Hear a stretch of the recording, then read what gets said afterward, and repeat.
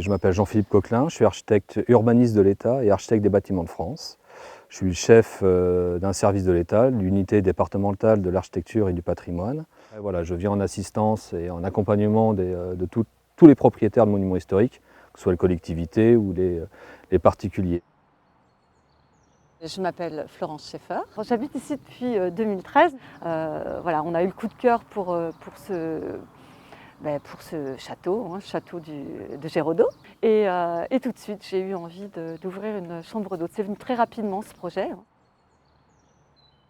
On a bénéficié du soutien du parc dès le départ, pour la mise en valeur d'ailleurs de l'hébergement.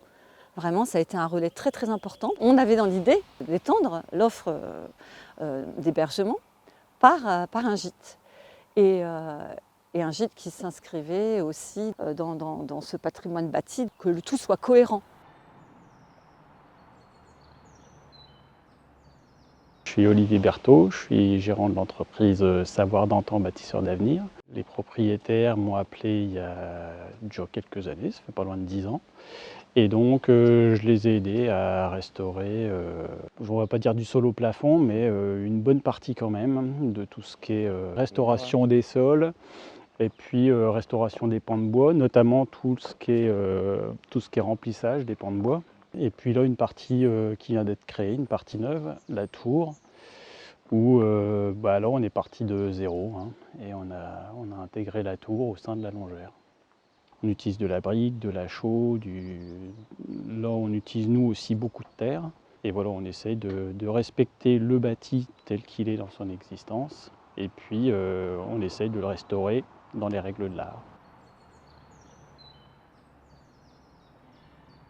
Ce parc, il y a une identité autour de la forêt, donc le bois, et on le retranscrit dans la maison qui est juste derrière moi. On a le pan de bois. Et ensuite, on regarde aussi ce qu'il y a au sol, c'est la matière première en fait, qu'on a autour de soi. Et dans le sol, on a de l'argile. Et ce qui fait que derrière, on a une construction en terre cuite. En effet, un parc, sa vocation, elle est aussi faune et flore, mais il y a aussi une question d'architecture parce qu'il y a une osmose qui s'élabore entre les deux, le terroir et la construction.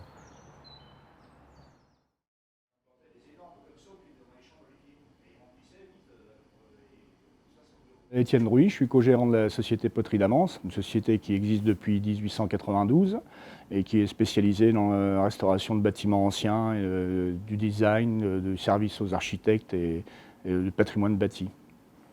On a installé ici dans ce territoire-là parce qu'il y a une haute tradition d'argile. Déjà, on est dans la Champagne humide où il y a du bois, il y a des bois, il y a de l'eau, il y a tout ce qui était nécessaire pour fabriquer justement la céramique. Sans ces trois éléments-là qui ne seraient pas réunis, on ne pourrait rien faire. Nous continuons toujours à réhabiliter des bâtiments anciens, souvent en collaboration avec notre ami Royer de Soulaine, qui est aussi une briqueterie. On est les deux seules tuileries du département. Et il n'y a plus beaucoup de sociétés qui sont spécialisées en France là-dedans, parce qu'on maîtrise cette technique de fabrication différente, et ce qui nous permet d'accéder à tous les secteurs du bâtiment, que ce soit de la tuile, de l'architecture, des balustres, des mitres, des épis de faîtage. Avec toutes les techniques qu'on réunit, on est capable de répondre à ce type de demande.